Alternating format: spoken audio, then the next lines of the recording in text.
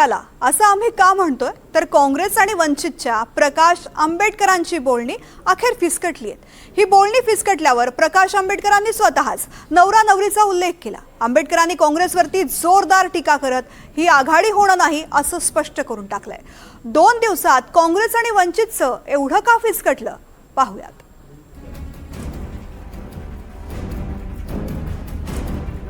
वंचित आणि काँग्रेसची बोलणी फिसकटली। नवरदेव तयार, मुली पाहण्याचा कार्यक्रम सुरू। सध्या फक्त चहा पाण्याच्या चर्चा, मुलगी पसंत पडल्यावर लग्न लागणार। जुळता जुळता तुटलंच की असं वंचित बहुजन आघाडी आणि काँग्रेसचं झालंय। 2 दिवसांपूर्वी काँग्रेस आणि वंचितच्या आंबेडकरांची बोलणी सुरू झाली होती, मात्र तो डाव आता अर्ध्यातच मोडलाय। त्यावर आंबेडकर म्हणतात, काँग्रेसनं आपला जुना खेळ सुरू केलाय। लोकांमध्ये जे बोलतात त्या विरोधात वागतात। आम्ही कुणाकडेही युतीसाठी गेलो नाही, ते आमच्याकडे आले। आताची ही स्थिती नगरपालिकेपेक्षा वेगळी नाही आहे। स्थानिक पातळीवर राष्ट्रवादी अजित पवार, शिवसेना एकनाथ शिंदे, राष्ट्रवादी शरद पवार आणि काँग्रेस यांच्यासोबत बोलणी सुरू आहे। ज्या ठिकाणी काँग्रेसनं युतीमध्ये योग्य वर्तन केलं नाही तिथं आम्ही त्यांना उडवून लावलंय।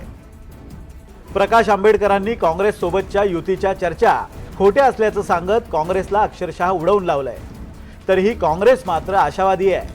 मुंबई में ये अलग समीकरण हो चुका है, लेकिन ये विचारधारा के आधार पर किया हुआ समीकरण है, ये निश्चित तौर पर हम कहना चाहेंगे। हम तो कोशिश कर रहे हैं कि जितने भी हमारे समविचारी पार्टियां हैं, दल हैं, उनको साथ में लेके जाने की कोशिश हम कर रहे हैं, क्योंकि लोकतंत्र के लिए और इस देश के सामाजिक ढांचे के लिए बहुत बड़ा खतरा बन चुकी है भारतीय जनता पार्टी। जिस तरह की नफरत की राजनीति वो करते हैं, इसका विरोध होना आवश्यक है।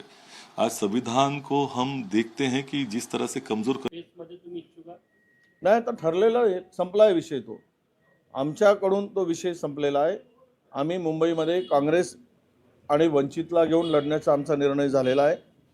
त्यामुळे तिथे आता काही फार स्कोप आहे असं मला वाटत नाही। वंचितनं महाराष्ट्रामध्ये आघाडी करण्यासाठी 50% जागा मागितलेल्या आहे, त्यावर कसा तोडगा निघतो?